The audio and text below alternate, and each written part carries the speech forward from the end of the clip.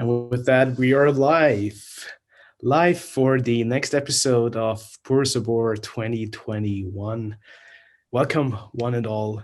Good evening to all you dedicated cigar lovers, to all our dear friends, family, wherever you'll be tuning in from.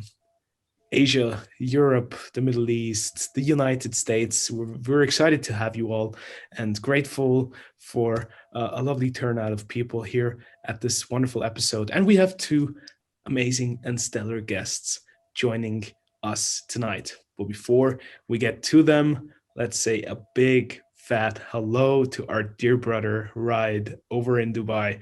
Ride, early mornings over there. Thank you for being here with us. I can't wait to get this next episode underway. And thank you so much for being here with me, as always, for the show.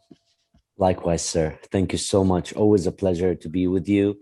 I just hope it stays at 2 a.m. and the next time it's not at 4 a.m. But always a pleasure. We have amazing people with us today. We're very honored and blessed to have them with us. And we thank you for making the time, for sure, everybody. Now, our two special guests for tonight are Karen Berger from K by Karen Berger and Don Kiki Cigars, joining us from, I believe, Daytona at the moment. Is that correct, Karen? That's correct, from Daytona. Wonderful. Thank you. Good night, everybody. Welcome, and thank you for being here with us. And our second guest for tonight is the one and only Skip Martin from Austin, Texas, from RoMa Craft Tobacco. Skip, thank you so much for being here with us again. We had the pleasure of sharing a Light 'em Up live already, but now new setting, new format. Thanks for being here with us and taking the time. Sure. Excellent. Good to be here. Excellent. Good to have you both here. Karen, Skip, what a pleasure, really. And let's get this started. I'm sure a lot of people are very eager to listen to all the kind of answers and the kind of explanations you're going to have. Let me first congratulate you for carving this amazing name for yourselves, both as individuals, Karen and Skip, and definitely as brands. Since the topic of our discussion today is small manufacturers, I would love to hear from each and every one of you, if you may, a bit of a definition of what is a small manufacturer as far as you are concerned. Because it's very, at least for me, confusing when you talk about a small manufacturer, yet the name or the reputation or the brand is very well known. And when you go to a lot of cigar places or shops or retailers worldwide, you mention the name and they know it automatically. So how is small defined as far as you're concerned? And let's start with you, Karen. Hi, thank you so much. Have a good night, everybody. Thank you for enjoying us at Puro Sabor 2021. For me, it's a lot of a pleasure to be here. In my consideration, a small factory, I qualify as a small factory business owner. So the term small factory for me refer in terms of size cigar. There are a large factories because the structure of the factory is very large. The employees the capacity of the employees that I have is really big. In my case, I consider a small factory because the capacity I have of producing and also the capacity that I have in my factory with the number of my employees. In terms about how many I have been in the factory as a small factory, in the business as a small factory, we have a large presence in the market. We are based in Esteli, Nicarágua since 1990. We are a small company with a strong base. Excellent. Skip? So, the way I kind of look at it is, there's this spectrum of size that goes from, and there's chin chows in Esteli that have one pair, right? It's a guy and his wife who, after getting off of work at night, will make cigars in their home. all the way up to factories like Drew Estate. So one pair can generally make about 300, 400 cigars a day, about 2,000 cigars a week. So, you've got factories that make 150, 180,000 cigars a day, like Drew Estate, or AJ, I think is up to about 120,000 cigars a day. So, they have 3,000 employees, for example, right? So for me, I think the break between small, medium, large, and extra large, when you're less than 25 or 30, when you're less than 20 pairs, which would be about 20 pairs would be about 50,000 cigars a week. That's what I think is kind of the small side of the handcrafted, hand rolled cigar business. So that's about 2 million, 3 million cigars a year. Under that level, you're still fairly small. When you get above 3 million to about 7 million, I would say you're medium. There's a lot of factories that fall in that range. Even factories like Padron are probably somewhere between the 7 and 8 million. Companies like La Flor Dominicana are probably in the 4 to 5 million range. So they're kind of the medium companies. And then you have really kind of the large factories that are between 10 and 15 million. That would be cigar factories like Aganorsa, factories like Plasencia, which I assume is in that range. And then you would have the extra large factories like Drew Estate, like AJ Fernandez, like Scandinavia Tobacco, which may actually be in the medium range now. But regardless of the size of the factory, which really is determined by kind of how many pairs they have, there's factories that grow tobacco. For example, Karen is fairly small, but like she said, she has a lot of employees and she has a lot of capacity. So, and they grow their own tobacco right there in Esteli, some of their filler tobacco, right? So they're a smaller organization that grows their own tobacco. And then you have really big organizations like Scandinavia that don't necessarily, most of the super majority of tobacco they grow aren't on their own farms. So there's a lot of different variables in terms of the size of the overall organization from the farm to sales. But if you're talking about just factories specifically, us at 12 pairs, we make about 25,000 cigars a week, about 1.2 million cigars a year. I would say we're on the large, kind of in the middle of the small factories. Okay, thank you. Now, first of all, I would love to let everybody know, whether you're joining us here at the lounge or all our dear friends and family over on YouTube. If you have any questions, please feel free to put them into the comments or use the raise your hand function here in Zoom, and we'll happily forward all your questions to Karen and Skip. But since we talk about all these detailed numbers, Skip, and small, like what is small, and there's so many other terms that get thrown around quite a bit, like boutique or the term craft. Like, how do you handle all these various different terminologies? How do you go about these different points of reference, and where do you draw the line between like a small factory and when is boutique or craft truly craft? Well, to the people in Nicaragua, those words really don't mean much. If you're a worker at a factory in Esteli, for example, their perspective is more around from a size perspective is, for example, if you're in a larger factory, generally you have to take a bus to get to work, right? It's because you have to go to kind of the outside of town or over to Rosario. If you work at one of these smaller factories, a lot of times you can just walk over, or you're very close because they're the smaller factories. A lot of them are actually in town. So we're right next to one of the larger supermarkets. We're about a block and a half from that. La Zona, for example, is about our size. They're very close to the other side of the park. So there's a lot of really small factories that are kind of in the middle of town. Another one is whether kind of how you interact in the factory. In terms, for example, in our factories, we still pay payrolls in cash on Friday. We don't have a biometric system where they have to clock in and clock out. Some people, they're managed a lot more loosely than they are, say, for example, in a big factory. So from a worker perspective, I think there's a lot more kind of quality.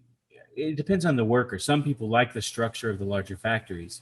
In a larger factory, for example, there's a lot more opportunity to move up, right? Like if you're a really good cigar roller, you're going to advance to more complicated sizes where you get paid more.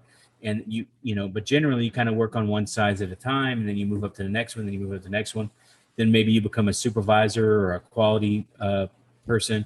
And then there's an opportunity to kind of move up within the factory. In our factory, there's a lot more variety of work, because today you might be working on one thing, tomorrow you might be working on another. But there's really not a lot of opportunity to move up, because we have one floor supervisor, and that's the only there's no that guy's not leaving.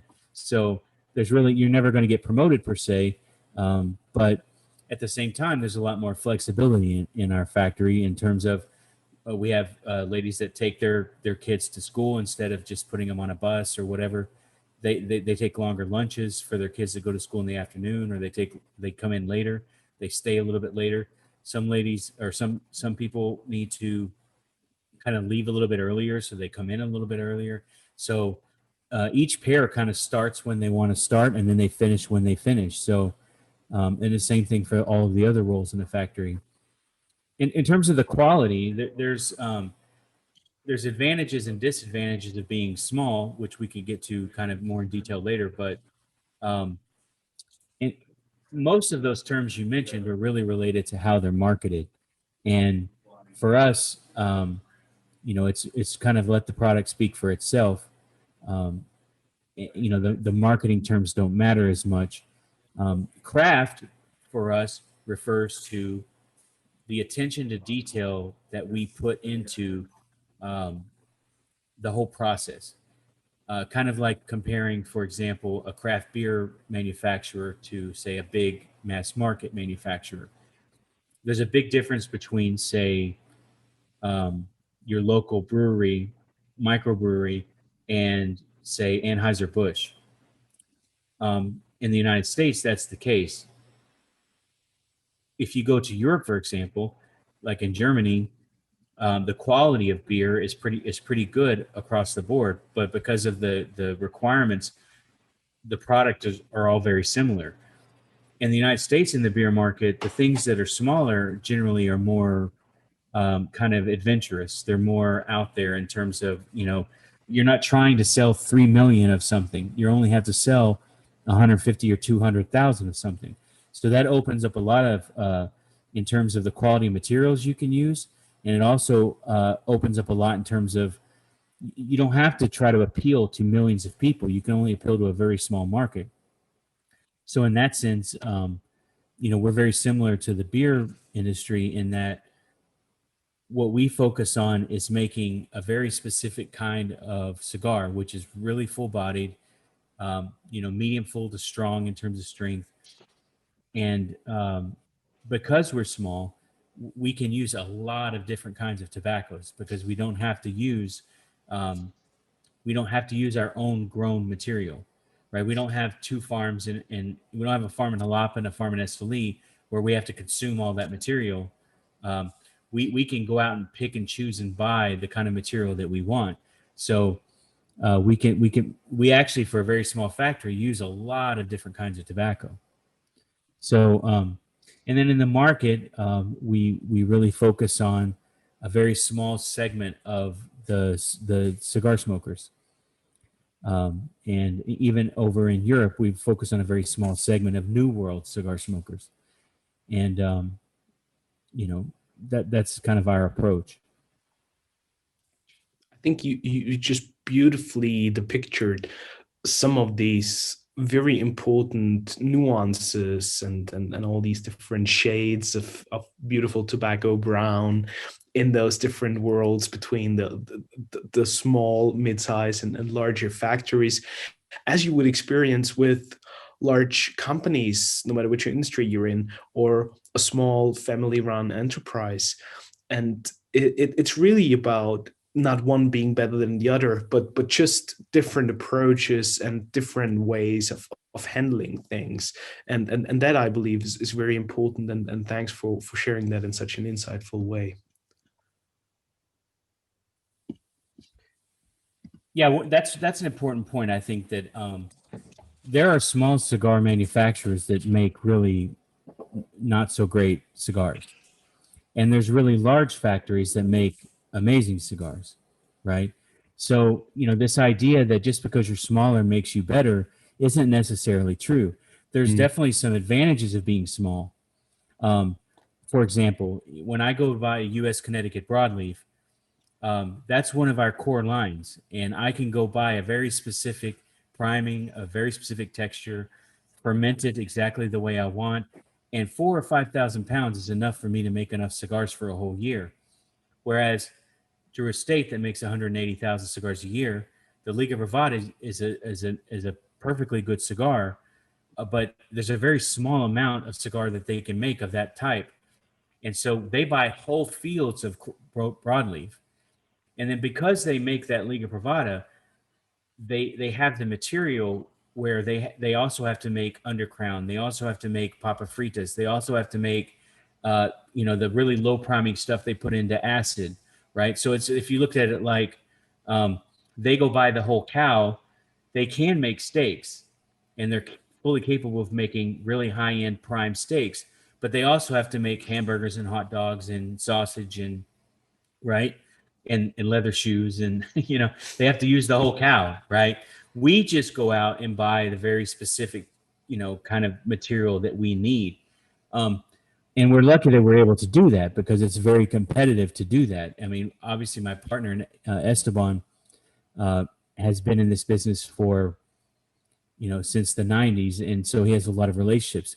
Karen has a similar situation where Kiki, which I'd love to at some point talk about his influence on me when I first got to Esteli. But, Kiki has relationships that go back 30, 40 years. And so as a small factor, having access to buy the kind of material you need is not necessarily the norm. There's a lot of small factories that will buy opportunistically, but you'll see a lot more kind of like limited editions and things coming out of those factories that are kind of the prime product. But the majority of what they make is kind of like, and you don't know a lot of these factories, but a lot of them, I mean, there's a factory that I'm thinking of that makes 5 million cigars a year. You've never heard of them. Most people have never been there, but all they make is unbanded, bundled cigars for clients like Thompson's, right? That sell for, $20, $25 a bundle. So, a lot of the chinchaos or the small factories are like that, where they're doing overflow production of kind of the lower quality brands. For example, AJ Fernandez, if he has a big demand for kind of one of these catalog cigars, he may outsource a small portion of that production to a really small factory that has 4 or 5 rollers, over here in this part of town, and he'll give them the material, but that factory, you would never have heard of it. I mean, I would say, Karen may know better than me, but I would say there's probably as many as 50 small factories from 1 to 10 pairs that you've never heard of that operate in Esteli. Most of them are not members of the chamber because they just don't have the scale to do that. There's 5 or 6 factories the size of ours, like La Zona, and little factories like Black Label and Ace Prime, those factories. And then there's medium-sized factories that almost everyone's heard of, like Aganorsa, but there's also medium-sized factories no one's heard of that make a lot of these catalog kind of cigars. It goes back to when you grow a field of tobacco, there's prime tobacco, there's prime cuts of meat, and then somebody has to make the hot dogs, right? So there's a lot of factories that buy the low priming stuff that use kind of binder quality material for wrapper. They're still making it by hand. So what I'm describing is this ecosystem that exists in Esteli. And in this ecosystem, we all need each other to work, to survive. So, there's definitely a place for the super premium production. There's definitely a place for the medium and the lower end production. And even like our scraps and stuff will go to, we have a big facility in Esteli that makes the tobacco wraps for kind of making marijuana cigarettes, right? But if that place didn't exist to consume our scrap, if the bundle manufacturing didn't exist to consume the bottom parts of the plant or the lower quality material, then the whole system wouldn't work, right? So it requires, acid, for example, that probably uses a lot of the lower priming materials, premium material, but lower priming. If they didn't consume as much Viso and Seco that they do in that acid product, then that factory as a system wouldn't work to make things like Liga Privada. And the same thing happens on a large level in the ecosystem of Esteli. If there weren't those lower level kind of factories making bundle cigars and those kinds, and the blunt wraps, then the whole ecosystem wouldn't really work. What do you think about that, Karen? Do you have a perspective? Yes, I agree with you. And some point that also we had the same focus between talking about the small company and also large company is the point that always everybody is focusing to keep the consistency. When we are talking about the small factories, I think that we had a really advantage as a small factory. We had more control about in quality. Quality, I am talking about how to get our raw material, the perfect raw material, the perfect aging material to keep the quality, to keep the quality in our cigars. When we are talking about the small factory, we are talking also about the quality versus quantity cigar. So as you said before, my factory we have also a couple of people working in the production area. So minimal production per couple is 350 cigars. So we are in the annual production of around 150,000 cigars. So for our main focus is to keep our quality in our cigar, the consistency, and get the best raw material in the market. So to have competence in this big industry. Yeah, so Karen's facility is very similarly sized to ours. So I think she said 150,000 a year, but really it's like $1 million a year, I think, that Karen produces. And like Karen said, one of the big differentiators being small is quality. And that's what you'll hear a lot. I mentioned that just because you're small doesn't necessarily mean you have high quality. That depends on your quality of material. But in the process, obviously, I can sit in front of our rolling gallery and I can see every single person and I can hear all the sounds in the factory. And the person who checks every single one of the 1.2 million cigars every year is the same person, right? So we physically pick up every cigar and see whether it weighs correctly. Our roller generally will check the quality of the buncher. And those kinds of things you don't see in a big factory. In a big factory, what you'll see a lot of times is the people will make the cigars, they get packaged up and they get sent to an area in the back of the factory where someone will review them. The hundreds of thousands of cigars a day. And they review some percentage of them, some percentage they put through a draw master, because they had on the rolling floor in the 1,000 or 2,000 pairs of rollers, they have people who've been doing it for years and people who've been doing it for weeks, right? Yeah. And so the quality in the spectrum of quality in that large, no single person has their eyes on the whole production at any given time. It takes dozens of people to check the quality. In our factory, in Karen's factory, Karen knows every single person that works for her by name. Karen handpicked them. One of the advantages that we have, for example, is, and I'll frame it as a challenge, because they have to work on different size cigars all the time, we can't afford to lose people. When we hire someone, it's someone who already has a lot of experience. I mean, Esteban, because he was at Latin Cigar, he knows a large percentage of people who make cigars in SLE, the people who've been doing it for 5-10 years. Karen has the same advantage. So when she needs a new pair of people or a new person, she has already in her mind 15, 20, 30 people that fit the qualifications. Then she goes and tells those people, hey, I'm ready. I have a spot for you. And once that person comes in, they don't leave. Well, we have in SLE, we have something like 67 employees, but 24 of those are cigar makers. We've only lost 3 cigar makers in 10 years. And I could tell you that is an unheard of number, right? So we've only turned over 3 cigar. So once they started working for us, there's only 3 people in 10 years that no longer work for us.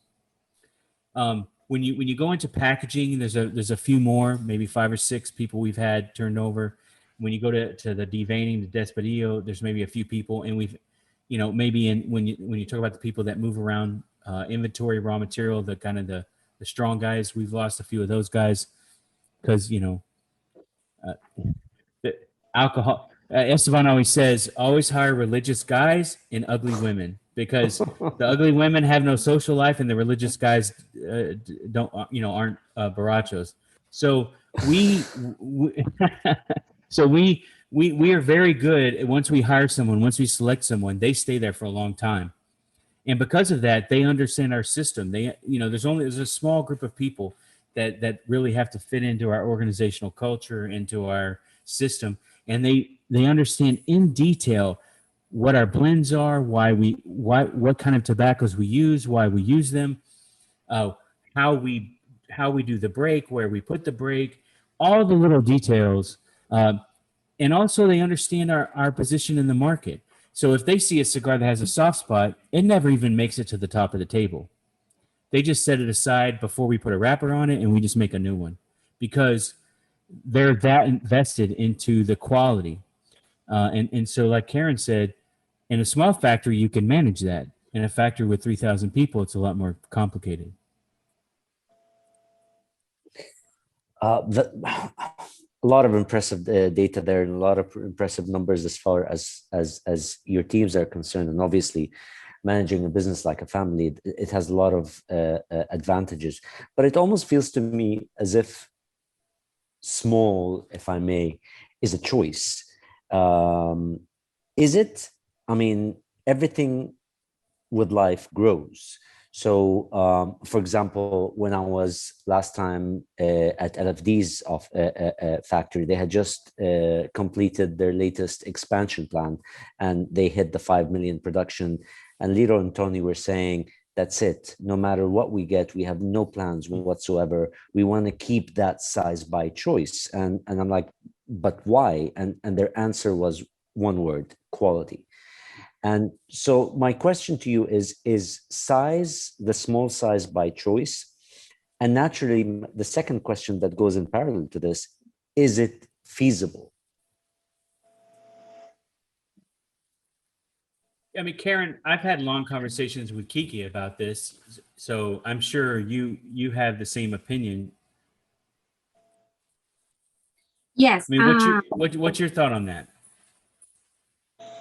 Yes, they're right. So to be in a small factory, I think is by choice.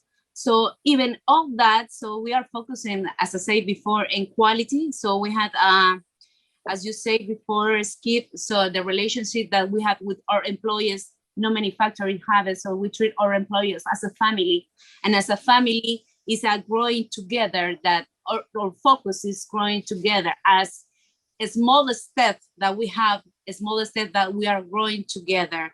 So in that moment, so my capacity or my expectation in the future, of course, are growing, but I don't want to expand a lot of much, because I feel that I can lose my purpose, my idea, my focus, that is to bring to people some quality cigars, so some kind of consistency cigar. So that's my idea. Karen, if I may ask in a little more detail there, how do you go about that? Do you have like an expansion plan where you think in terms of a certain percentage that you want to grow every single year, or is it more like an organic process where, depending on whether you get a new pair of rollers, skilled people coming in, that you can then very organically and in a very natural process sort of expand the capacity whilst you go? And I find that question very interesting, Reinhard, if I may add to this, considering the Kiki size and the K by Karen size. So it's very interesting to know your thought process as to what your outlook is, considering where you are today and the past or the history. So I think that my husband make an amazing job. So today I have a lot of responsibility to keep his legacy alive. As a small boutique cigar, so it's like a organic process. All depends how much I have people, how much my team respond to me. I am very thankful right now, because I am building an amazing things for the distribution of my cigars. So we already are in the 25 cigar state in United States. So we are more focused in United States, and also we are working with our cigar in the European market. But as long as we have many people knowing about our quality, about our cigar, about our brand, about our legacy, about our history, so and that step, we have the capacity to grow.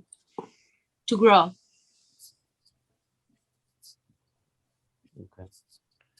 We had so I think, Reinhard, so this is something I describe pretty frequently. If you think about it like a chart, right? When you very first start out making cigars, and when we started out, we had one pair. We had two people making cigars in a garage, right? So what happens is it's very, very easy to find raw material. You go out and say, I need 100 pounds of really high quality wrapper. Anybody can find you 100 pounds of wrapper that's really high quality. And you have really high texture, high quality material. Every part of the cigar is perfect. And you only need one press, you only need 10 or 15 molds, and you're off to the races. And from a materials perspective, from a resource perspective, you can find the very best pair of rollers that can make those cigars. And you could sit there and you can make perfect cigars, 350, 400 a day. And the material, the resources, everything's perfect. But the problem is when you're really small, from 1 to 4 to 5 to 10 pairs, but you still need someone who's doing the accounting. You still need someone who does the deveining. You still need someone who does the packaging.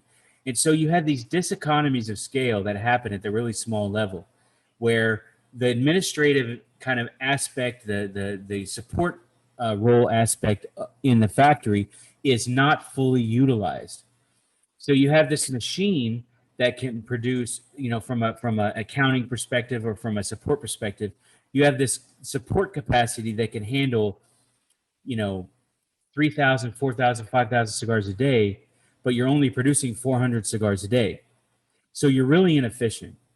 And then what happens is you reach a level of economies of scale where you get more efficient, and you reach a level where you have the exact proper match between the support mechanism, the facility, the support mechanism, and the people who are actually making cigars, and your ability to get the high quality material for that number of cigars. that happens somewhere between 1.5 and 2 million cigars a year. What happens at that point is you can no longer buy high quality material. You can no longer handle more employees. You need another accounting person. So you dip back into being inefficient, right? So when you have to start going out and buying raw material, what happens is you say, hey, you know, I'm perfectly fine with you coming in and buying 10 bales of Ligero a year, but now you need 100 bales of Ligero a year. So I need you to buy 200 bales of Viso, 300 bales of Seco if I'm going to sell you this Ligero.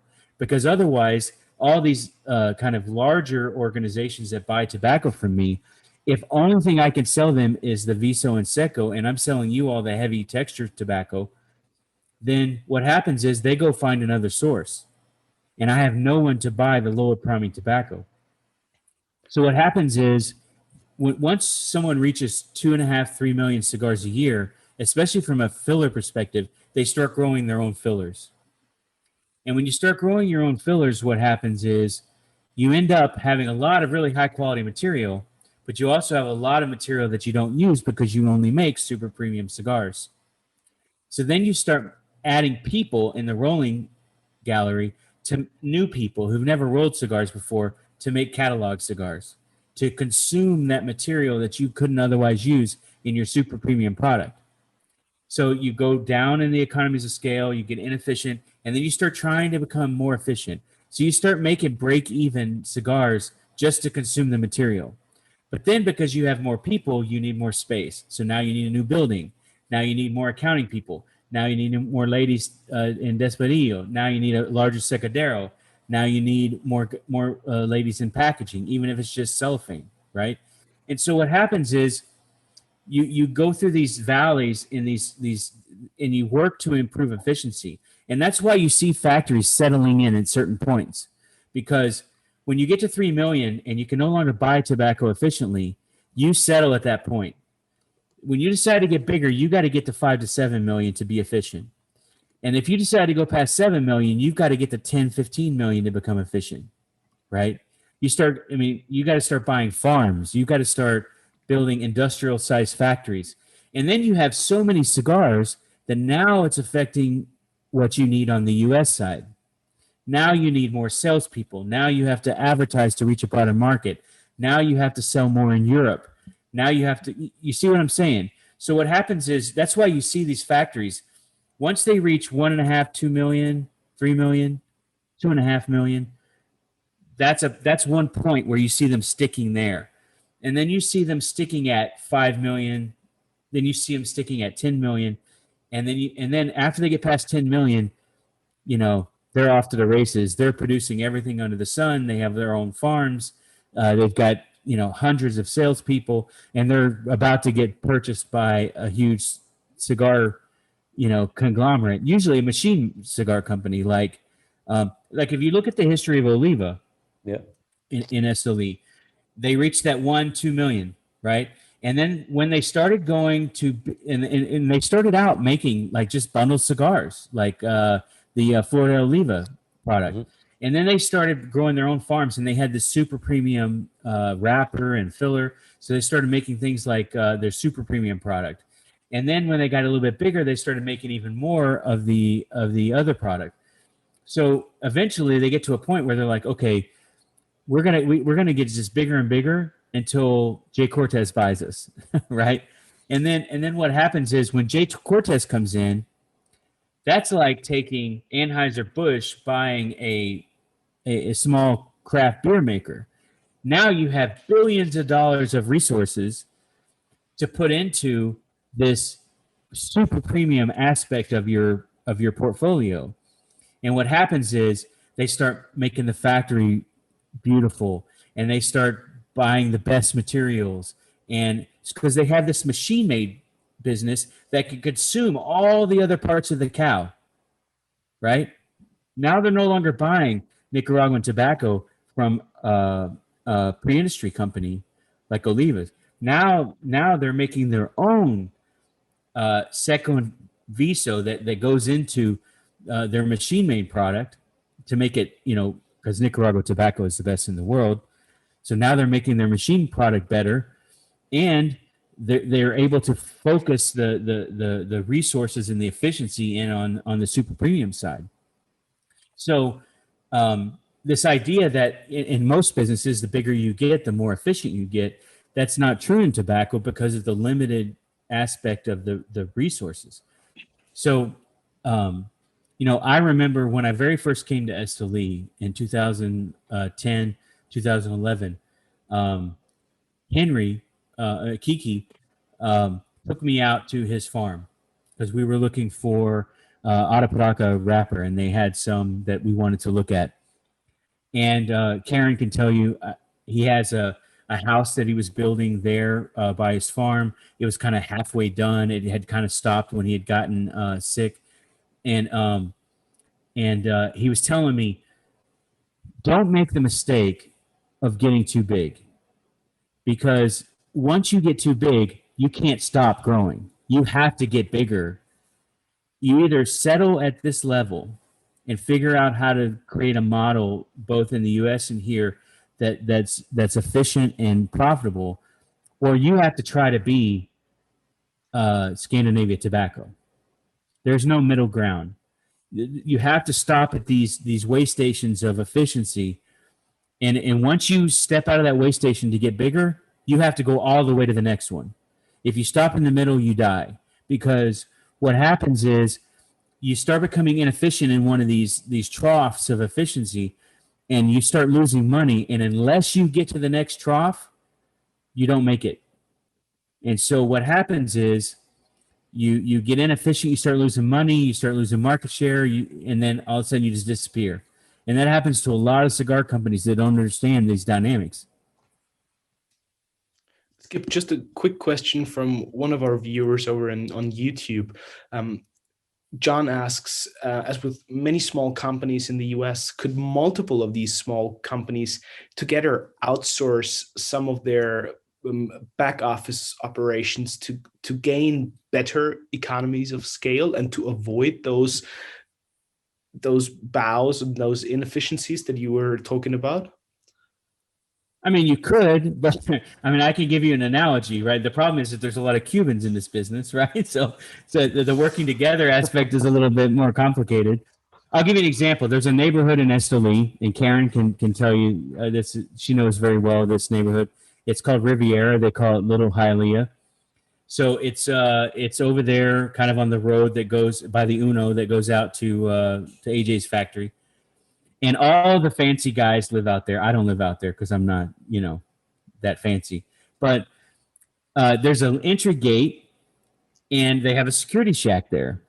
And for years, that security shack was empty because every single house had private security, right? So instead of getting together and saying, let's pay for a security guard to stand in the front, and then a couple to rove around or whatever. Instead, they could never agree on, just doing that. So they all had their own security. So Gus Cura, who owns Nika Prosa, and maybe I'm speaking out of school, but I really don't care.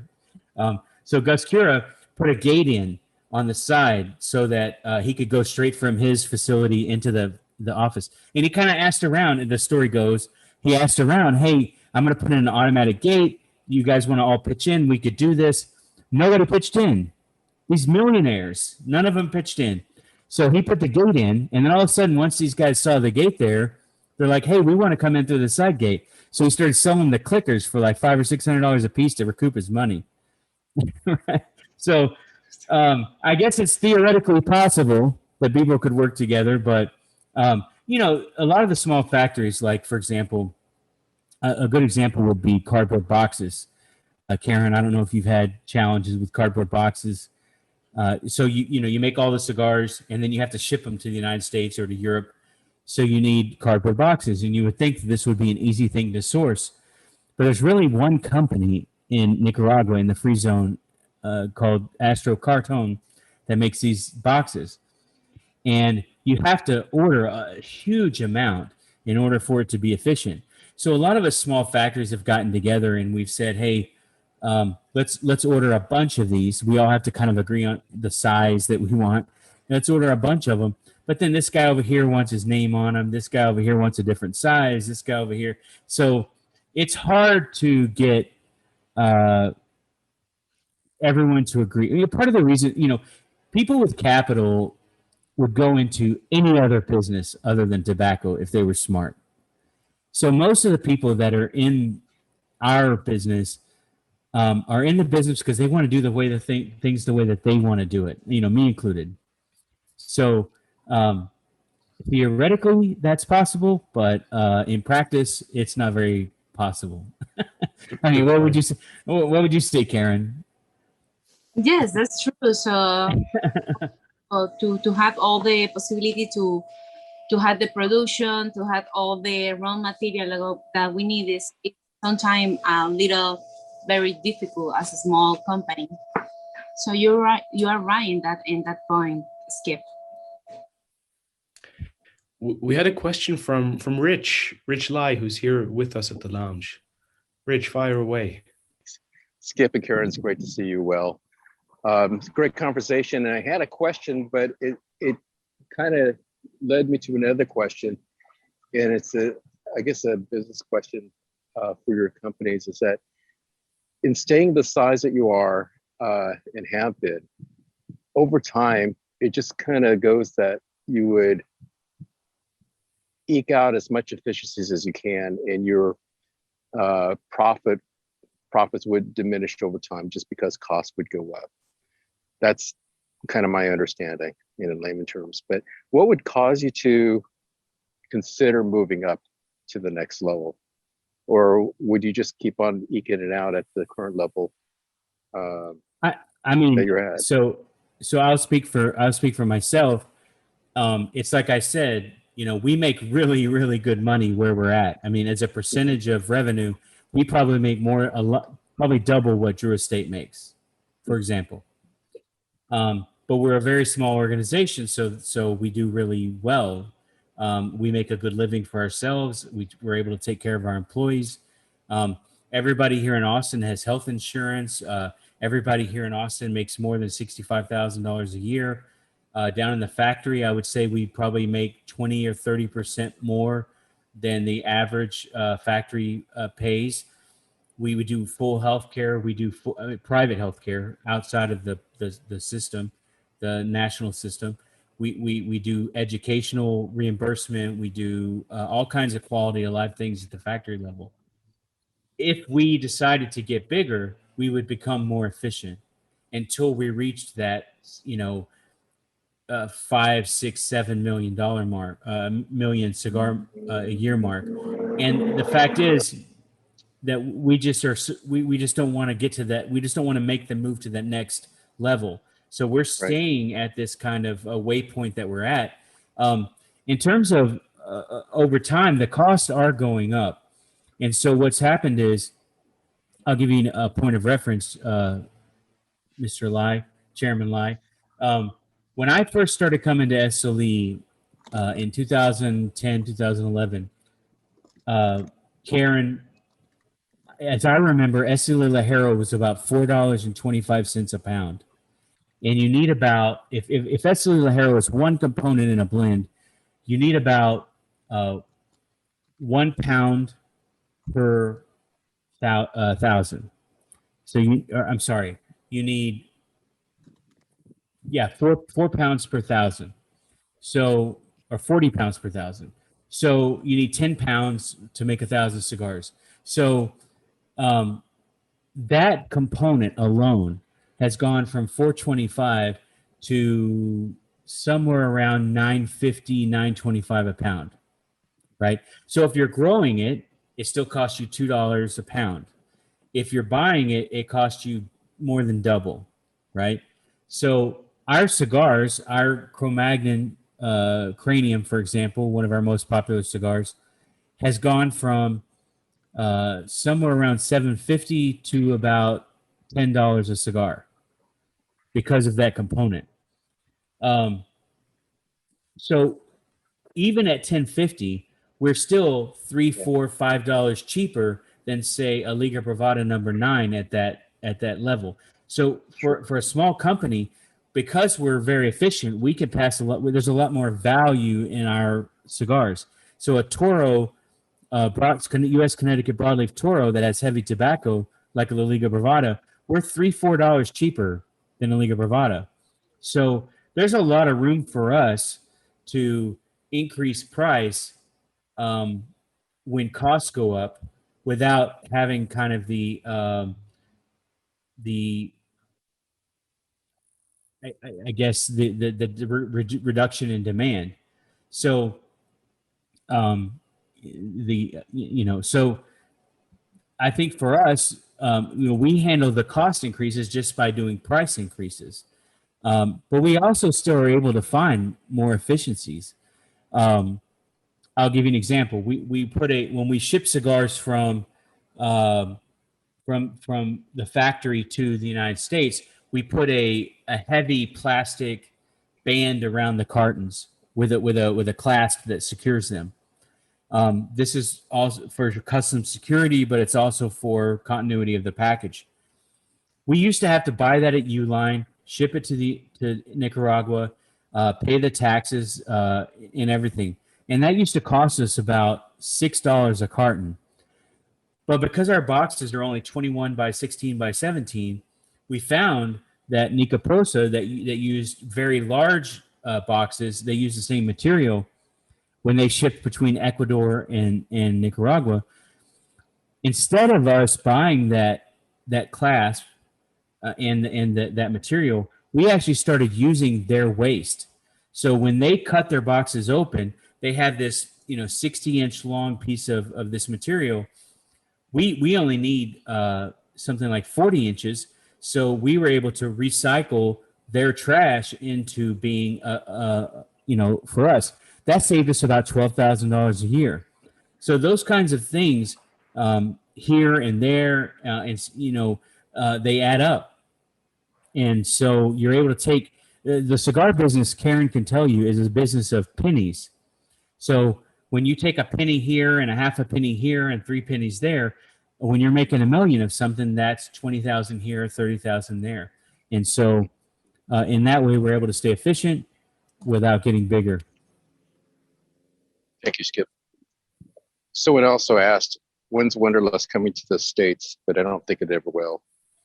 No, it never will. Yeah. For 2 reasons. One reason is we use Cuban tobacco. I don't really say that too much, but because we use Cuban tobacco, and then also because we just can't find enough of the high quality, dark, heavy Matafina. So when Philip Schuster goes to Brazil to buy wrapper for his production, and he makes machine-made production with high quality tobacco, he sources our Matafina. Some years we get none, and some years we get 3,000 or 4,000 pounds. And because of that, we can only make 50, 75, 100,000 cigars a year. So we've limited the production to Europe. Thank you. It's such a good cigar. It's a brilliant cigar. Thank you. Yeah. It's very much like Schuster's trio. I think it's Johan, is it called what's the green cigar that Schuster makes? The machine made? That's 100% Cuban tobacco with the Matafina You wrapper. mean the Brazil Tuileries? Yeah, that one. It's very similar to that, but it has more Nicaraguan filler as well. It's much more elegant, I think. Your cigar is much more elegant than the Brazil Tuileries. The sweetness and the spiciness is the same, but the RoMa is much more elegant cigar, much more balanced. Yeah. So in that case, what we did is we took this machine-made cigar, which I think is excellent at for the price that it is, and then we made it into a handmade super premium version of that. Let me ask you a question, and allow me to just interject here, Reinhard. Why you were just talking about the prices, and I want to touch on this point as it is still hot in the discussion. Why is craft or boutique, well, in this case, craft, perceived as being more expensive than mainstream? Well, I think, go ahead, Karen. Go ahead, Karen. As a small factory, our costs of production are very higher than the largest factory.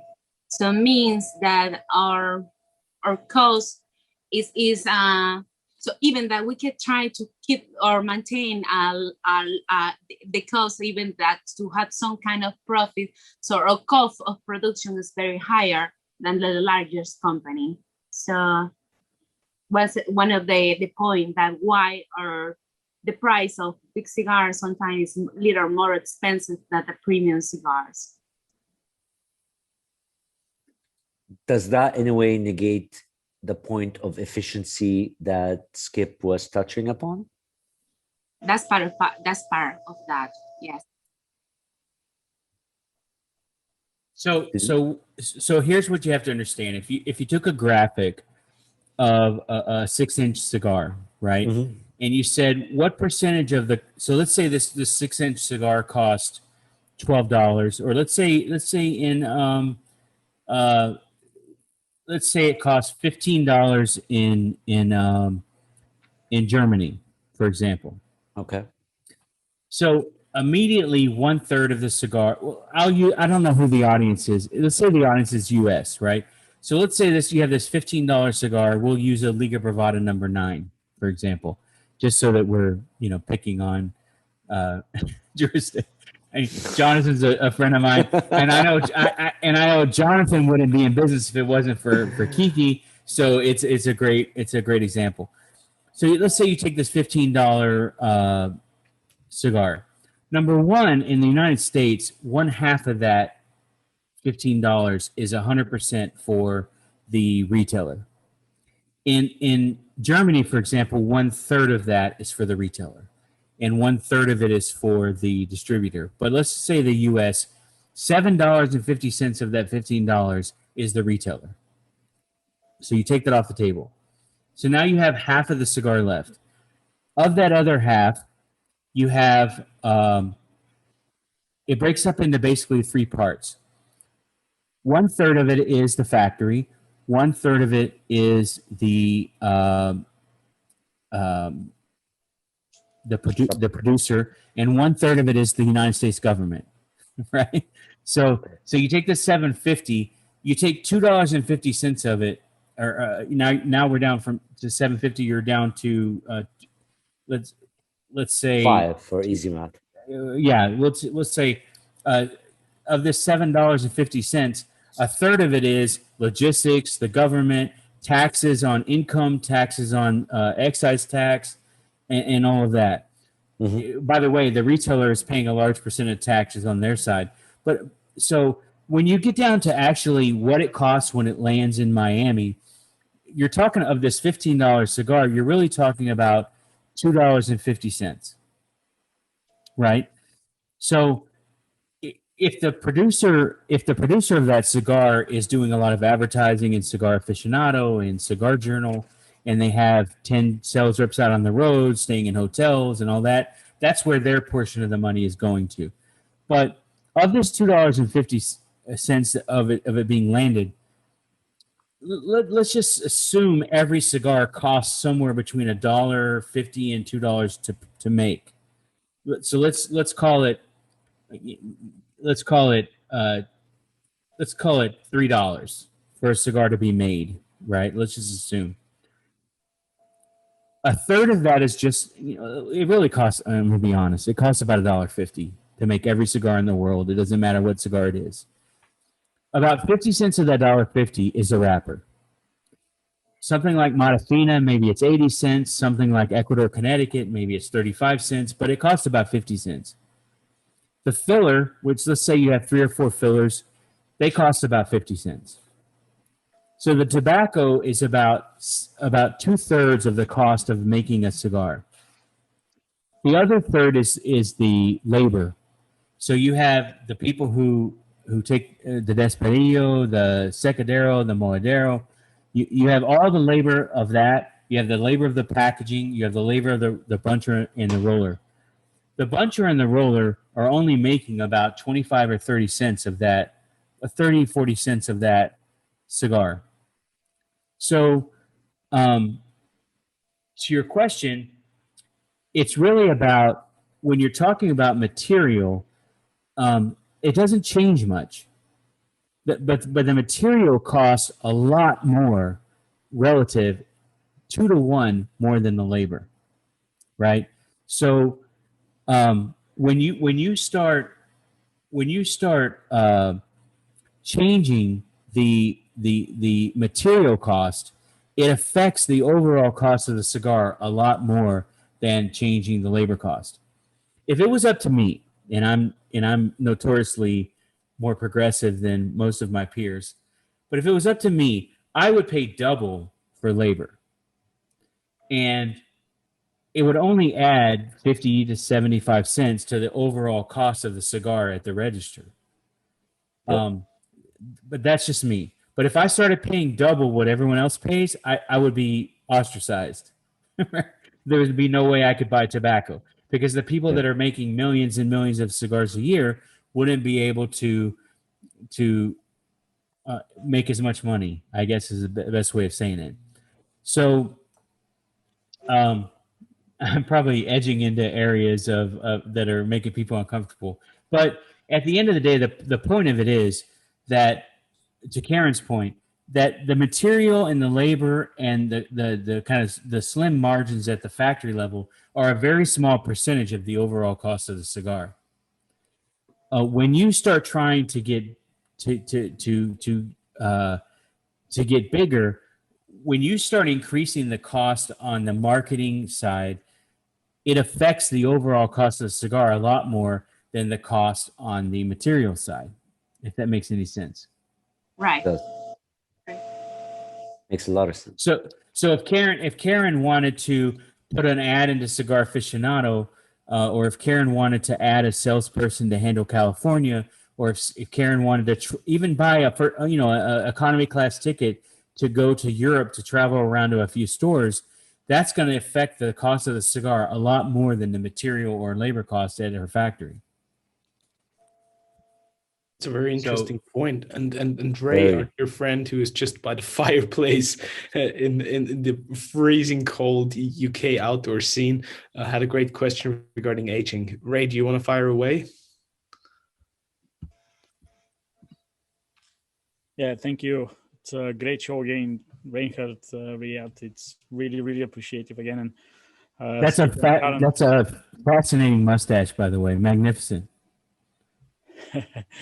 Great talk, Karen. Great talk, Skip. It's my question is basically just a maybe additional question to what you just explained about the cost of the labor, the cost of the tobacco, and there is probably every brand has cigars which they say they use tobacco aged for 5, 6, 9 years, 10 years old.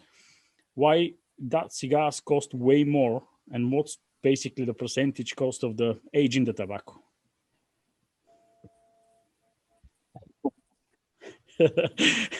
So here I'll try to answer this one quickly, Karen, because I'm dominating this. Originally this whole thing was supposed to be just me, but I wanted to have Karen, so I want to make sure Karen has plenty of time to say what she wants to say. But here's the thing: you have to separate the bullshit of marketing from the reality of what the value, what is a real value added process into the cigar. It is true that time is money, and it is true that heavier texture tobaccos take longer to get to the point where they're proper for a cigar. That's why you see, and I don't want to piss off all the Cuban aficionados in the audience, but the reality is that the people who make cigars in Nicaragua put a lot more time and effort into the tobacco before it ever becomes a cigar than say Cuba. And for the most part, after a cigar is made, the only thing you're trying to do is equalize the humidity within the cigar, because you have to wet the wrapper and you have to dry the filler. So there is no huge advantage for a Nicaraguan cigar that's made with properly fermented tobacco, in my opinion, for the cigar itself to be aged for a long time after it's rolled. If you have air conditioning in your aging rooms, which I don't know if Karen does, we do not. Because we do not have air conditioning in our aging rooms, our aging process is between 3 and 4 months. But the process of getting the tobacco to the proper fermentation before we make a cigar for Arapiraca is 6 or 7 years. For Jalapa Seco, it's 3 months. So it really depends on the tobacco, how long it needs to be fermented before you make a cigar.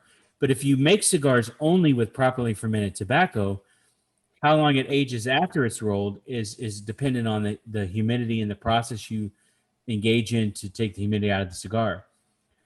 If properly fermented tobacco sits in a warehouse for 3 years, 4 years, 5 years, 10 years, I don't think it makes a big difference. That's me. As long as it was in the pilon for the proper amount of time, as long as it was in the curing barn for the proper amount of time. If it's really, really super heavy tobacco and it's in the curing barn for 90 days instead of 70 days, and if it's in a pilon for 120, 150 days instead of 90 days, then that is properly fermented tobacco. Once you properly ferment it and you put it into a bulk or into a pack or a quintal, that tobacco starts to lose flavor and body, in my opinion. The exception would be there's certain kinds of wrappers that are not fermented, like Cameroon and Ecuador, Connecticut, Sumatra. Those kinds of wrappers, if they are taken from the curing barn into a bulk and very slowly have this third fermentation over multiple years, like Arapiraca, it benefits them. But when someone tells you I found tobacco in the back of the warehouse that's got 10 years on it, what you're basically telling me is this tobacco has lost most of its flavor. Now, that's not to say that if you take tobacco from the field to the curing barn to a pilon to a cigar in less than 6 months, that it's going to be good. You're rushing the process. It's not going to be good. But this whole idea of having 15-year, 20-year age tobacco is kind of a bullshit marketing thing, in my opinion. I mean, Karen, what do you think? That's true. So many companies, well, as an owner of Cigar Lounge, I see many big or largish companies that in the boxes has 18, 25, 12 years aging tobacco. So in the reality, it's really hard to keep all the roof material aging at that time. So for a small company, I think that we can change, we can have more reality, or we can have more credibility in the thing that we do. Because one of the things that I might propose is, of course, when I buy raw material, as we say before, we are a company that has a vertical process from the seed to your hand. So I'm growing my own material. So I am almost 100% that my raw material has all the process of fermentation and aging to then produce my cigars. When my cigars are already made, we are talking that the raw material is already aging. Then we have some kind of process to dry the cigar, to put in our bodegas and in the area that the cigar takes some kind of time to be aging, that the cigar properly has take all the oils, all has a good temperature or something like that. But yes, I'm sorry for my English, but yes. No, it's great. It's great. The reality is You're another. doing great. Want some kind of a bunch of small factories, and that we had more time to age our cigar because we don't have a lot of demand, so we keep the quality in our production. So we are focused also and to bring on the market some aging cigar that burn properly, that have amazing combustion, and the dry is in the good condition too. Thank you. Excellent. Love the answers. Love you guys. Yeah, I mean, at the end of the day, tobacco is not wine. I mean, think about whiskey, right? So you make whiskey or rum, right? And it is a distillate and it is fresh. Like in the case of rum, it's agua diente. Is that right, Karen? So Yes. it's just white distillate. The time that it spends in the barrel tells you how much of the wood imparts onto the actual agua diente. So if it's in the barrel for 30 years or 20 years, then what happens is it has more time in the barrel, it has more color, it has more impartation of the wood onto the liquid. Like in a lot of cases, whether it's the bullshit flavor descriptors or whether it's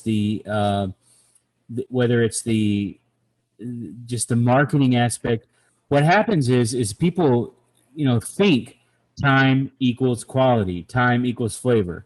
And in the case of tobacco, that's absolutely not true. There's some tobaccos that taste very, very at their peak within 6 months of leaving the field. And there's some tobaccos like Arapiraca that if you ferment them correctly, you have to do it very, very slow and very, very low temperatures over time to not lose the characteristics of that tobacco. But once a cigar is rolled, if it's kept at the proper temperature and humidity, if it was made using good tobacco, it doesn't matter how old that cigar is, but there are certain cigars that will just at some point completely lose the characteristics because they off gas and they lose the oils and the other things that make that tobacco good. So because of this Cuban kind of story that's created, because when I started buying cigars in the 90s, you had to keep a Cuban cigar for 2 or 3 years before it was even smokable, right? And Sure. that was because the tobacco they were using was not properly fermented, and Right. that hasn't really changed, right? I mean, at Laguito, there's a few lines like Bejique and a few other things that have changed that, but for the most part, I could speak for the cigars we make. When we put them in a box, they are ready to smoke. And if you keep them because they're super heavy tobaccos with a lot of texture, they will grow milder over time. I have a box of cigars here that is the first cigar box we ever made. And we smoke one a year, Mike and I. And every year, it gets a little bit milder. It loses a little bit of its strength. And there will be a point, at some point, where it will completely lose its flavor and become boring. And at that point, we'll just give all the rest of them away and start over, right? But the idea that the longer something is aged, it's not like a bottle of wine, right? It is tobacco. And even if you keep it at perfect temperature and humidity, that tobacco will lose flavor over time. What you really want to focus on is whether the tobacco is properly fermented before you put it into a cigar. And a lot of times, and Karen can tell you this, that 2 or 3 years ago, Esteli Lajero was very hard to get. Some people started using Viso. People start taking stuff out of the Pilon too soon. Some people heat up the Pilon too much in order to ferment it faster so they could get it into a cigar. That's where, if a cigar is made with tobacco that's not properly fermented, it will never taste good. If you keep it in a humidor for 5 years, maybe it'll become smokable, but it'll never be good. Yes, talking about the process of fermentation, and I agree with you, but also has some kind of time, and I am 100% agree with you. So all depends that the tobacco, the raw material that we are using to produce the cigar. So if the tobacco has the perfect, really good fermentation, makes the difference. And I agree with you. Excellent. Karen, I want to zoom in on you now and focus a bit more on you. Skip has had a lot of airtime, and I want to just park him on the side for a bit. To my knowledge, and excuse my ignorance if that's not the case, you're the only female factory cigar owner currently in the market. Is that true? I am the owner, the only woman who born and raised in Nicaragua, who has his own factory and also his own farm in Nicaragua. There are many female women that has his own factory in Nicaragua. They come in from another country, but the only person who born and raised in Nicaragua, who has a factory and farm, and also be part of the Chamber of Tabacaleros for Nicaragua, that's me. Okay, so respect to that, congratulations to that, and definitely I raise my hat to that. There should be more, by the way. There definitely should be more. I wish there was more. There definitely should be more. Karen, talk to us about the role of women in the industry. Talk to us about how women may be very proactive and change this industry. Talk to us about how women can change the whole perception that this is a male-dominated industry, and how they can, and I have nothing but respect when I say that, change the perception that is there about cigars and women on social media. Well, for the beginning of your question, I am the person who started in the cigar industry working as a rolling cigar in a cigar factory. That cigar today is my cigar factory. So I am the person who has been in this industry working on the other side of the business. Now I am the face of the company. I am the person who has a brand, that person who running a small operation in Nicaragua, who has a factory, who has a farm. But my beginning or my origin started in the other side of the cigar industry. Mm-hmm. Mostly, I can say that 70% of the people who work in the cigar factory are women. So even that is a industry live in very amazing by men. So at that time, we need to recognize all the work that woman has been in the industry. So 70% of the people who work in the cigar factory, even in the farm, are women. So right now, so for me to be some kind of representation of the woman in the cigar industry is really hard, because so we try to break some kind of stereotypes so that woman doesn't have the knowledge to be here. As a woman, I say that I am the knowledge. Every day I learn every day about the industry. There are some kind of things that doesn't help me too much as my language, as my English, which is really bad. But at the You're doing great. At the end of the day, I not to speak too much. At the end of the day, that's the product, that the thing that we do for the cigar industry is to bring to the people amazing cigar, no matter is the manufacturer, it is a woman or it is a man. So the thing is to bring to the market amazing cigar with amazing quality. So as a woman, I am one of the many amazing women in the industry. I am really proud of being nominated by second time in Tobacco Business Magazine as the Woman Business of the Year. The cigar industry made me feel really proud. Means that the legacy means that everything that my mentor, that my husband taught me, has been working, he taught me many things, so made me feel really proud about that. It's not easy. I think that men has more opportunity, but we are here breaking a stereotype, showing or give some kind of demonstration to the male person who has in the industry, that we have the knowledge. And I am here not because I am female.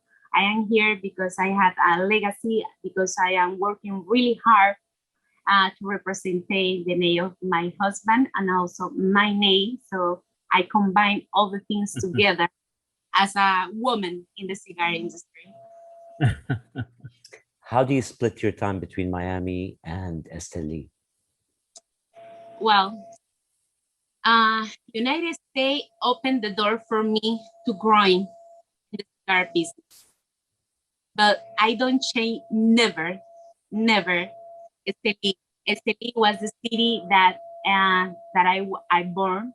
That's the city that is growing a lot because many people as Skip trust in my country and invest in my country because we have many good things.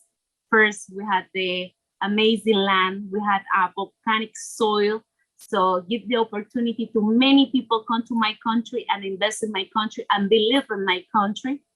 And I can say I don't shame Nicaragua or Esteli for no other country. I am really blessed to be here in the United States that opened me the door to be here today, to have the capacity to do or introduce the thing that I do in Esteli, Nicaragua as a small boutique cigar, as a small factory, and bring to all United States or bring to the world my legacy. So I am really thankful, but of course, Nicaragua is in my heart. So I love my people in my factory, is my family. So we have people who has been working with me for more than 20 years. So it means a lot to me. I owe too much to Nicaragua. I am here representing all the women in the cigar factory, but because that was my beginning. So I am here also to represent all the women that are manufacturers. And I am here to represent all the women who are smoke aficionada, that they are beginning in this industry to start to smoking cigar. I am really happy because more women are with the enthusiasm to smoke cigar, to learn more about cigar. So that's an amazing thing to me. Okay, and finally, I have one more question to you because I can't help it. I mean, Skip just threw just a little seed, and I have to touch on that seed, which is the relationship you had with Jonathan and your impact on the business of Jonathan Drew. I gotta hear this. I can't. Well, Jonathan is an amazing person. Of course. Okay, hold on. Jonathan's a little bit. Jonathan Drew is a little bit crazy, but he is an amazing person. But right, Karen? Yeah. He is a little bit crazy. It's a particular guy. It is a particular guy. It is a particular guy. But yes, we had a really good relationship with him. I can say the person more close to me in the cigar industry is Jonathan. Since my husband was his close friend, he helped him to growing the company when he started from zero. So, and I am really proud that Jonathan always mentioned him as the person who helped him to growing his business. So I think that we are a community. I think that in Nicaragua, we had a really good relationship between all the manufacturers. Could be more united. Could be, but I think that we are doing great as a member of the Tobacco Chamber of Commerce of Nicaragua. So we are 16 or 18 members, Skip. I don't remember. I don't know. I don't remember exactly, but we are working together, and between all the things that we had together, we had a really good relation. We are informed, and everything that is happening in the cigar industry refer in terms that everything is happening in Nicaragua and all the stuff. But I think that we are doing great job as a family business, a family industry in the business. You know what, Karen, So- if I might just add one more thing. The beauty about this business is you learn every day. And compared to you and Skip, I'm in no position to say something like this, but I have to excuse my ignorance, is that before this interview, I did not know much about K by Karen. And when I've done my research, all what I can tell you is I cannot wait to have your cigars in Dubai. I've had the cigars of Skip, and they have been an amazing explosion. People just love RoMa Craft here, and I cannot wait to have your cigars in Dubai. So respect, that's all I can say. Thank you so much. As I said before, K by Karen Berger is a part of the continuing the legacy of Don Kiki Cigars. So we need to, Of course. we have to bring some new product to the market. So the idea is to bring K, because K means a lot to me, means his name and also my name, and bring to the market something, some new product to the market. And for me, since my husband passed away 2013, be involved in the process of blending cigar has been amazing. So we were in the top 18 in the top 25 Cigar Journal magazine as the best cigar with my first blend, which is Don Kiki Platinum. So Amazing. for me, that was amazing. And also, I would love to be in Dubai. So maybe you are not too far because we are in process to do that. So maybe you have the opportunity to try my cigar soon in Dubai. Excellent. You know, I think something that Karen talks about is really important to understand is, I think because of the revolution, there's a demographic difference in Nicaragua in general between male and female. Generally, you'll find 50% male, 50% female in most demographic situations.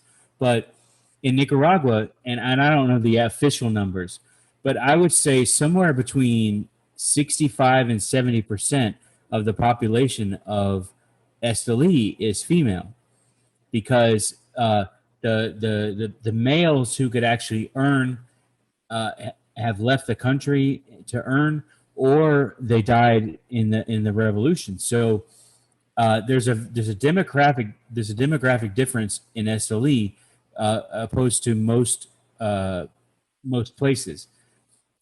But when you take on top of that the women are generally the head of household in most Esteli households.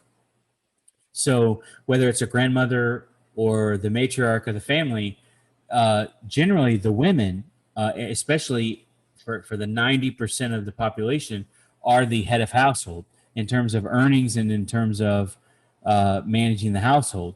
So in our factory, I think we're somewhere around 80%. I think it's like 75% women, 75 to 80%. It changes, but even in the largest of factories, it's at least 60, 65% female.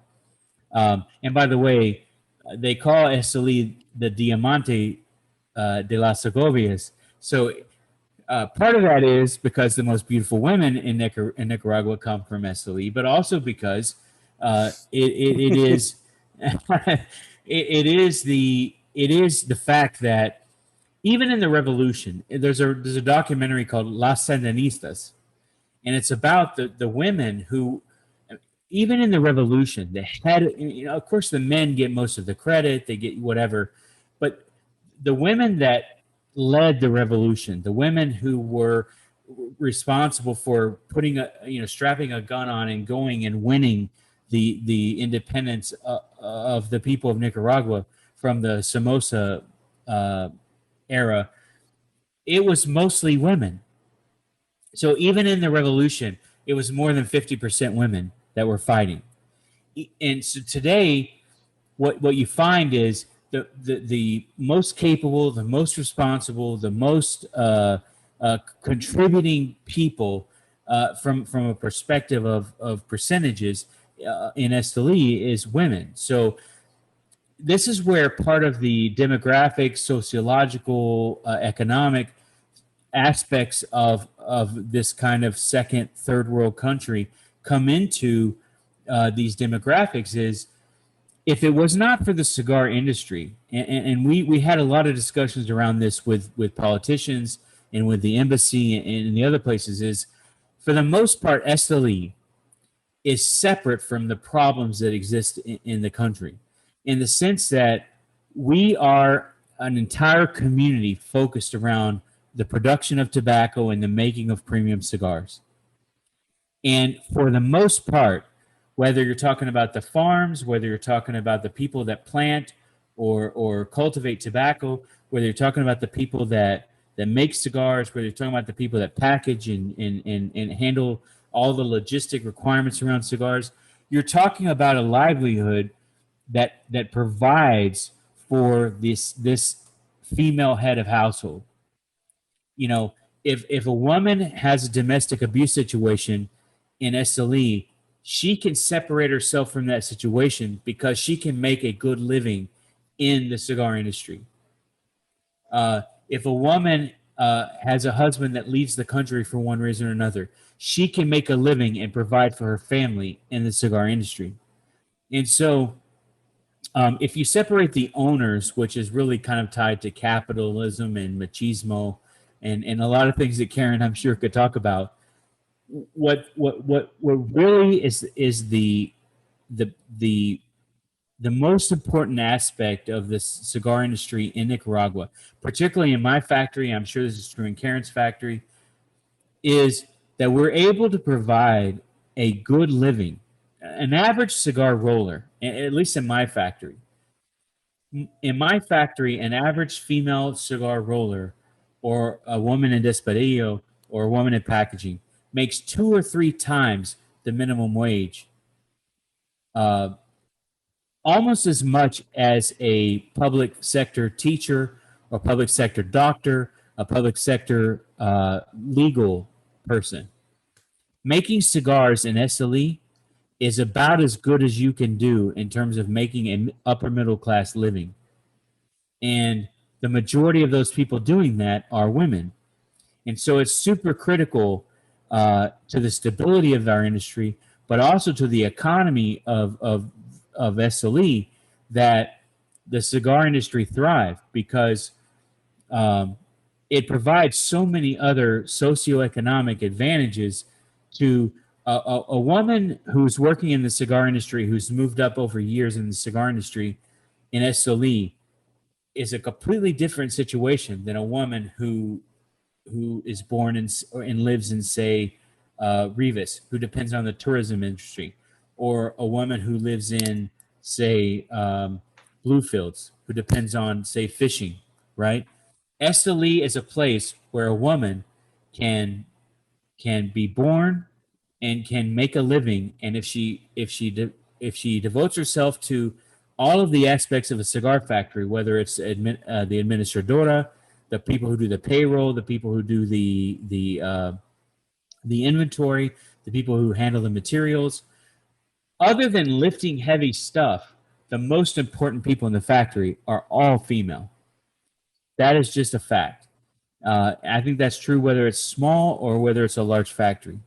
So the fact that Karen, who I remember when I first met Karen, I thought maybe there was something wrong with her eyes because she was married to Henry.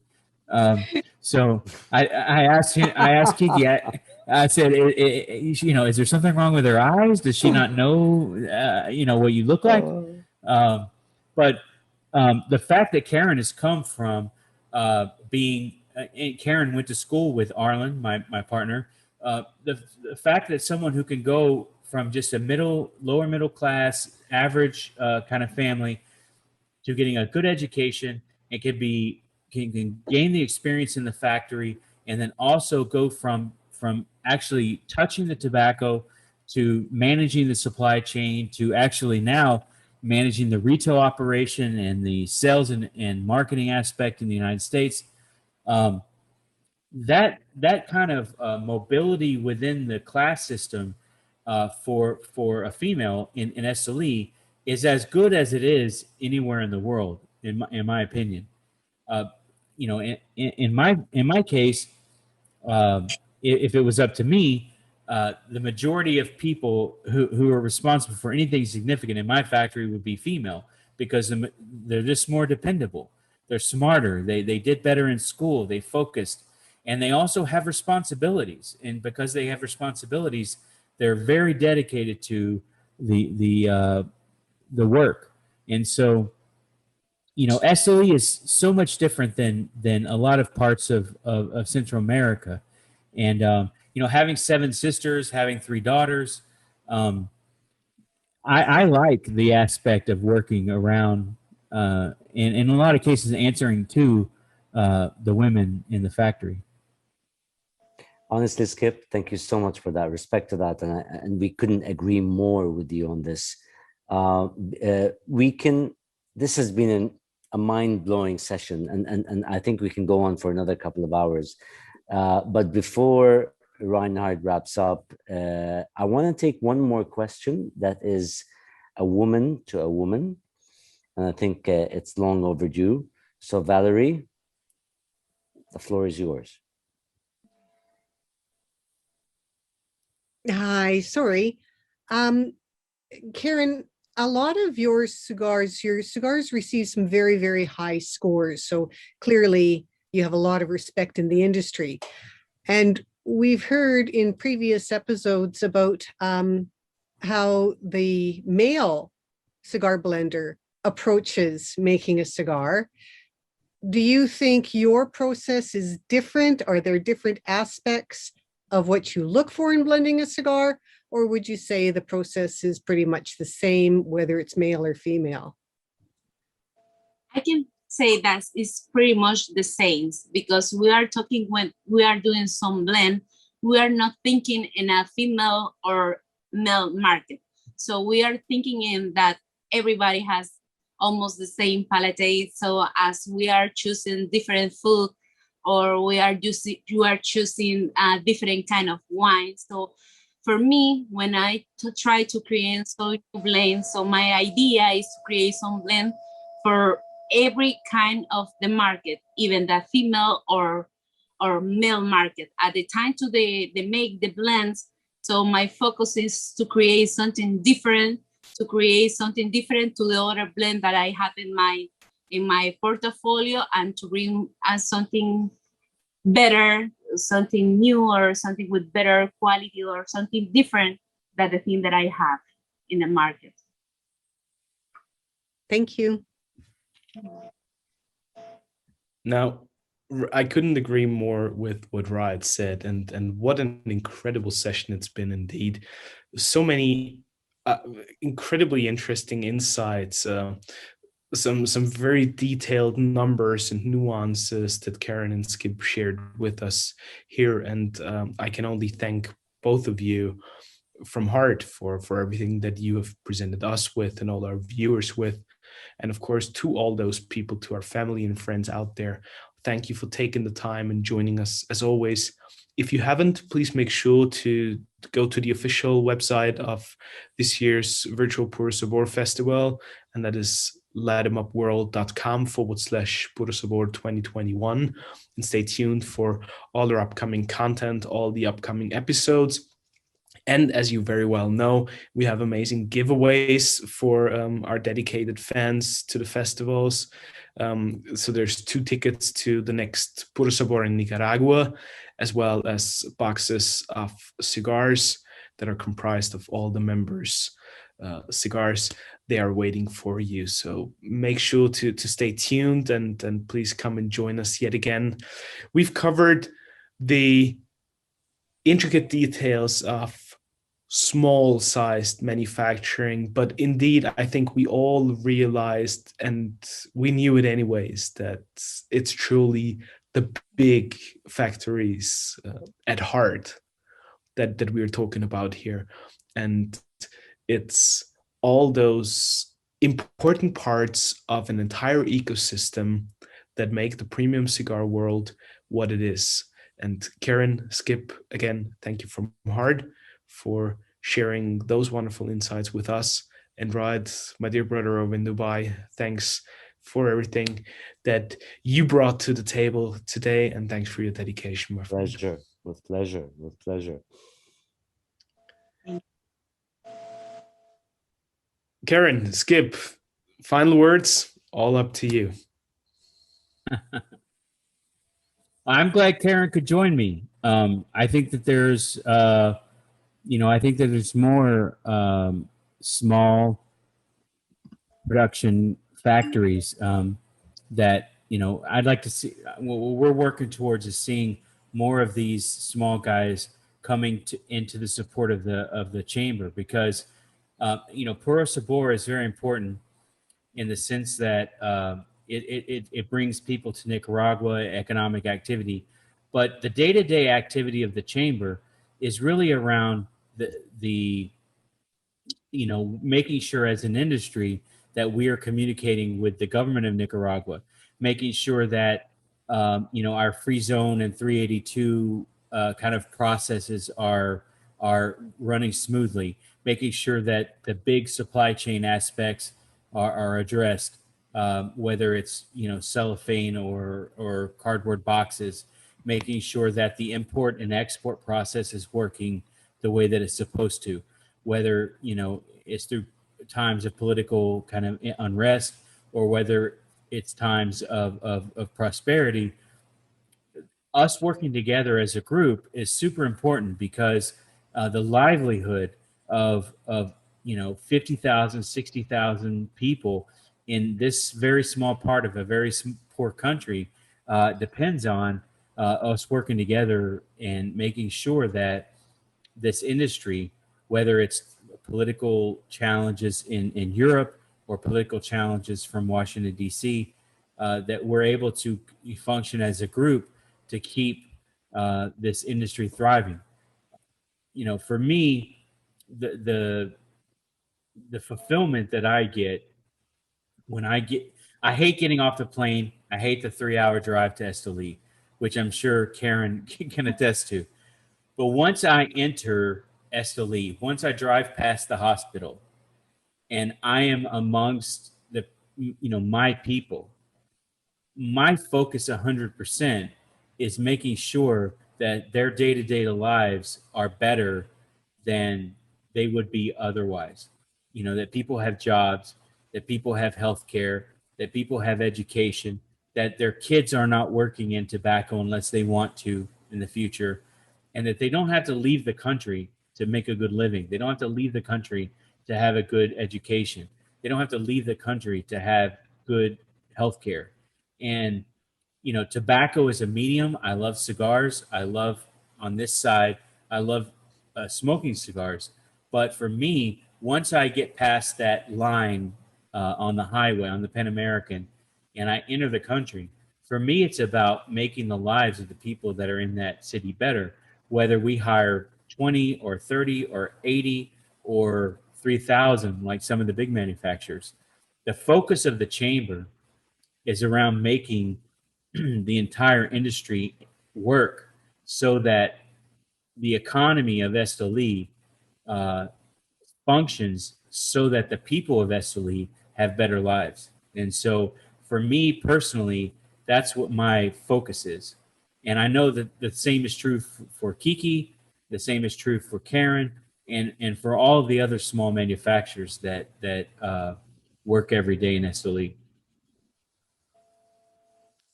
What a wonderful final statement. Skip Martin, Karen Berger, thank you very much. And to all of you out there, thanks for being with us here today, here tonight, and we'll see you again in 2 weeks from today. Thank you, goodbye, and good night here from the Light 'em Up Lounge in Puro Sabor 2021. Skip, Karen, thank you so much. Thank you. Thank you.